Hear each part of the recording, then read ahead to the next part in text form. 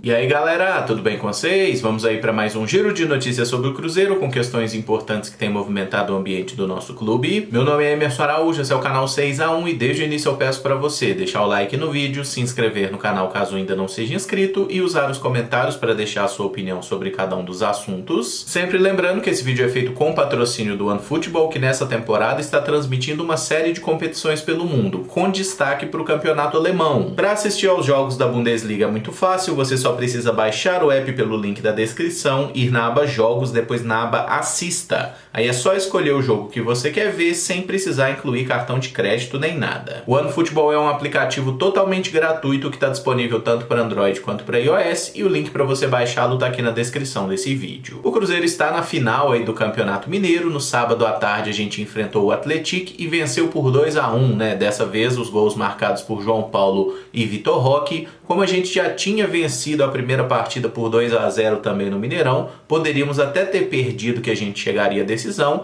e foi de fato um jogo bem tranquilo. Em nenhum momento a nossa qualificação para a decisão esteve de fato ameaçada e no próximo sábado então será a grande final do Campeonato Mineiro, partida entre Cruzeiro e Atlético Mineiro, que por sua vez despachou a Caldense. E é só importante a gente esclarecer, o jogo realmente é no sábado, tá? Por definição aí Federação Mineira, especialmente a Rede Globo, né, que é quem paga pelos direitos de transmissão. Nessa temporada, os jogos aí do Campeonato Mineiro estão sendo no sábado, 4h30 da tarde. Por que esse jogo não tem transmissão do portal O Tempo Esportes? Porque o mando de campo na decisão ele é da Federação Mineira, ele não é nem do Cruzeiro nem do Atlético. E o Cruzeiro vendeu para o Tempo o mando dos seus jogos, né? Então a gente tinha aí 6 jogos que foram cumpridos até a fase semifinal. E outro ponto muito relevante que até me surpreendeu nessa história é que de fato o clássico terá 2 torcidas, tá? Torcidas divididas, né? Carga de 50% para Cruzeiro, 50% para Atlético Mineiro, o que eu acho que é o mais justo no final das contas. Eu achava que isso não voltaria a acontecer porque a polícia sempre coloca empecilhos para isso, né? Sempre fala que é impossível garantir a segurança e tudo mais,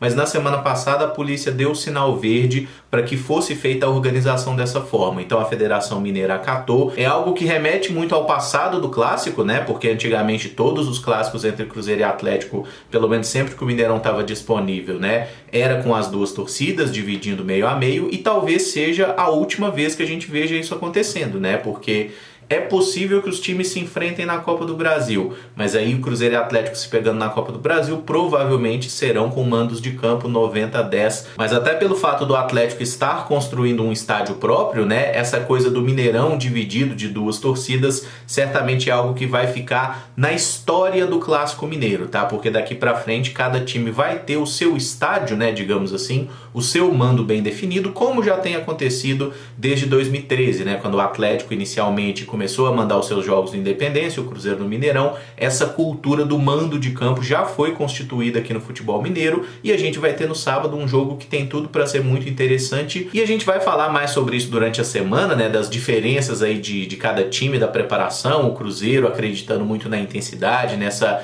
reconstrução de time que está sendo bem feita até o momento. Já o Atlético Mineiro com a pressão de conquistar o resultado. O Atlético tem a obrigação de ser campeão pelo elenco muito mais qualificado e muito mais caro que tem, e é muito interessante o fato de que dessa vez não tem vantagem, né? É uma coisa que há muito tempo a gente não via no Campeonato Mineiro. Sempre tinha aquela coisa dos 2 resultados iguais. E nessa decisão não, é jogo único, quem ganhar ganhou e empate é pênaltis. Tomara que tudo transcorra bem no sábado então, fora de campo, sem episódios de violência, que todo mundo se comporte, que quem vá ao jogo vá realmente para acompanhar e torcer pelo seu time e que lá dentro de campo os times façam seu melhor, a arbitragem não interfira, a Federação Mineira não sacaneie ainda mais um campeonato que já está manchado, né? E que na decisão quem for mais competente fique com a taça e pau no gato e vamos em frente. Vamos torcer para que acabem as polêmicas, para que a gente possa voltar a focar naquilo que a gente realmente precisa, né? Que é fazer uma grande Série B e retornar para a elite nacional. Depois do jogo de sábado, o Cruzeiro teve folga ontem, domingão, e nessa segunda-feira a galera galera se reapresentou. O Machado, que saiu do jogo contra aí o Atlético machucado, não preocupa, parece que foi mais um pisão,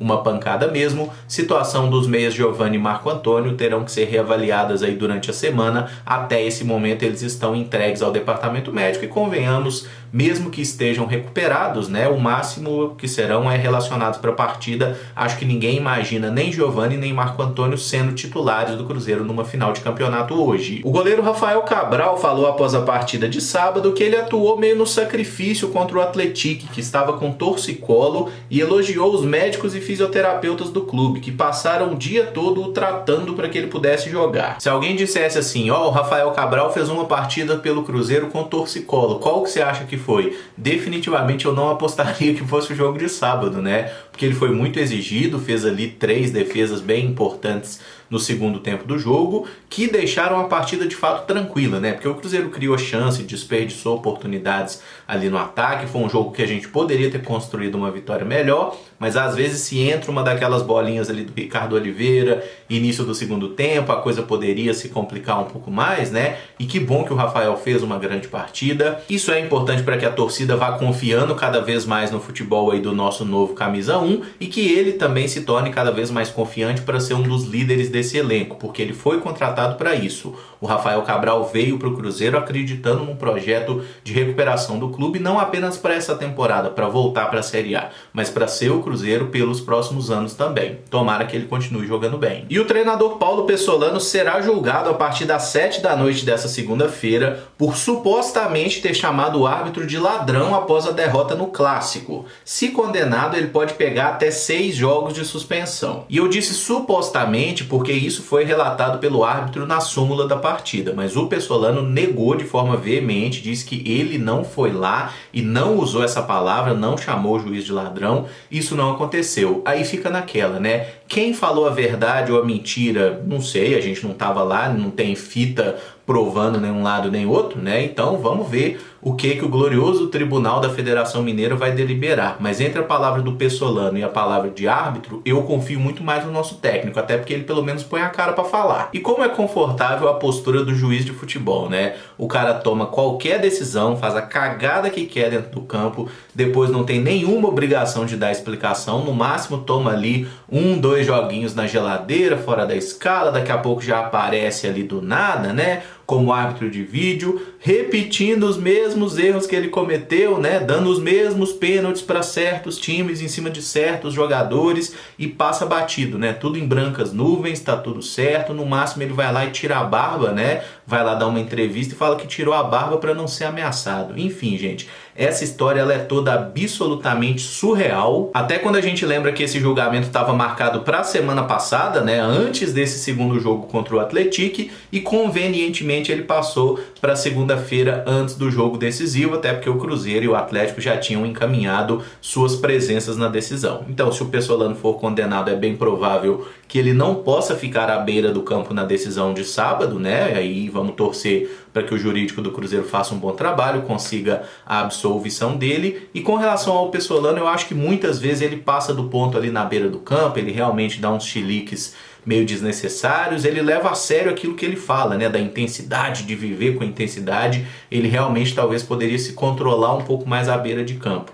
Mas falar que ele foi lá, chamou o árbitro de ladrão, eu acho que nesse caso aí o juiz teria que ter prova, né? Seria necessário que se tivessem testemunhas isentas nesse momento para provar de fato que o Pessolano falou alguma coisa ou não. Ou alguma gravação, né? Já que ali no Mineirão, para quem já teve acesso à parte interna, se quiser, irmão, qualquer coisa ali dentro pode ser gravado e você pode ter acesso depois. Mas aí a gente não sabe a quem interessa, né? Que realmente seja um julgamento justo ou não. Então vamos aguardar o que acontece. Tomara que o Pessolano possa estar à beira do campo para fazer plenamente o seu trabalho no sábado e que a gente consiga levar melhor dentro de campo com ou sem ele. O atacante Edu está concorrendo ao prêmio de craque do Campeonato Mineiro. A votação está sendo feita no site do GE e vai até os 40 minutos do segundo tempo da decisão. O concorrente é o pênalti para o Hulk do Atlético Mineiro. E sendo bem sincero, esse tipo de votação tem pouca ou nenhuma importância no final das contas, assim, para o Cruzeiro Esporte Clube. Mas é aquela coisa, né? Faz parte também do ambiente de rivalidade, do duelo das torcidas, e é interessante por um cara igual o Edu, né? Que tem uma história de carreira totalmente diferente da média, né? Um cara que até outro dia estava jogando em várzea, está tendo a primeira oportunidade num clube grande e fez de fato um excelente campeonato mineiro até aqui. Ele só ficou de fora do jogo do final de semana realmente porque a chance dele tomar um terceiro cartão amarelo e ficar fora da decisão era muito grande, né? Que bom que ninguém inventou um cartão para ele lá no banco. E a nível individual, até pelo Edu estar se mostrando um cara muito bacana desde que chegou ao Cruzeiro, né? Tá construindo uma relação bacana com a torcida, de identificação com o clube, seria legal para ele sim ganhar esse título. Eu vou deixar o link aqui na descrição para quem quiser, tiver um tempinho, ir lá dar uns votos para ele, fica à vontade lá então. Com relação a transferências, Neto Moura parece que será mesmo jogador do Cruzeiro. Segundo o Globo Esporte, ele é esperado em BH nessa semana para fazer os exames médicos e assinar contrato de empréstimo até o fim do ano. A gente só deve cravar a contratação de um atleta quando ele for oficializado pelo clube, de preferência já tiver com o nome do bid, né? Esse não é o caso do Neto Moura, podemos até usar o exemplo aí do Caio Dantas, que estava com tudo muito bem encaminhado, fizeram exames médicos, identificaram que o jogador estava com uma lesão, ia demorar para se recuperar, o acordo foi desfeito, Caio Dantas não vem mais. O caso do Neto parece que não vai preocupar nesse sentido, inclusive ele jogou 90 minutos na sexta-feira lá pelo Mirassol, certamente está numa condição física boa, mas vai chegar a fazer os exames, aí sim assinar o contrato de empréstimo, tomara que seja uma peça útil aí no elenco do Cruzeiro nessa temporada 2022. Não é aquela contratação que enche os olhos,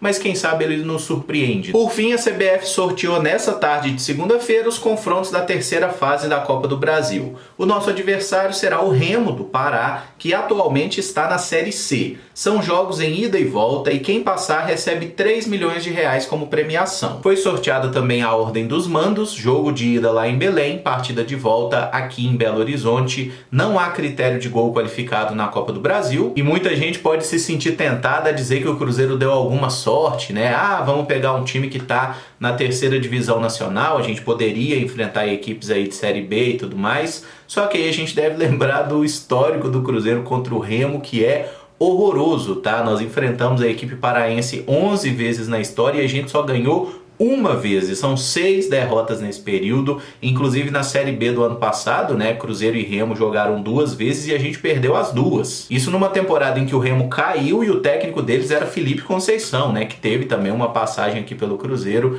que não foi aquilo que a gente gostaria, acho que ninguém tem aí grandes lembranças do período. Olhando rapidamente aqui no elenco do Remo e nessa temporada, eles estão invictos, tá? Jogaram 11 vezes no ano, 5 vitórias e 6 empates, mas só disputaram o Campeonato Paraense até agora. O Remo não jogou as fases anteriores da Copa do Brasil porque ganhou a Copa Verde no ano passado, então entrou na competição um pouquinho pra frente. O treinador deles no momento é o Paulo Bonamigo, né, que foi o técnico do acesso lá em 2020, caiu ano passado no início da Série B, depois agora retornou ao clube, está tentando reestruturar, e o Remo tem alguns jogadores também remanescentes da temporada passada, né? O Felipe Gedós está lá, o Anderson Shoa, volante, que foi da base do Cruzeiro há muitos anos, né? Que inclusive jogou muito bem contra a gente ano passado, Eric Flores está lá. Eles contrataram o Brenner, que é um centroavante que há alguns anos teve algum bom momento ali no Internacional, no Botafogo. Então esperemos um confronto duro, tá? O time do Remo tem um nível técnico aí muito parecido com boa parte das equipes que a gente vai enfrentar na Série B do Campeonato Brasileiro. É levar muito a sério o torneio, não apenas pela premiação excelente, né, mas porque a Copa do Brasil é um campeonato que realmente a torcida do Cruzeiro gosta muito. Não à toa nós somos aí os maiores campeões do torneio até agora, com 6 taças. É muito difícil que a 7ª venha nessa temporada, mas quanto mais a gente puder caminhar, né, quanto mais a gente puder manter vivo esse sonho de mais um título, é muito importante pra gente, tá? A cada vitória a gente se torna mais forte e vai recuperando também essa confiança da torcida no time que foi, assim, dilacerada aí nos últimos anos, né? E a gente tem que ir calmamente reconstruindo isso aí, e a melhor forma de fazer é ganhando jogos, é passando de fase, é não dando sopa pro azar. E eu encerro esse vídeo por aqui. Se você gostou, eu peço que deixe o like, se inscreva no canal caso ainda não seja inscrito e use os comentários para deixar a sua opinião sobre cada um dos assuntos. Muito obrigado por acompanhar, um abraço e até o próximo vídeo. Valeu!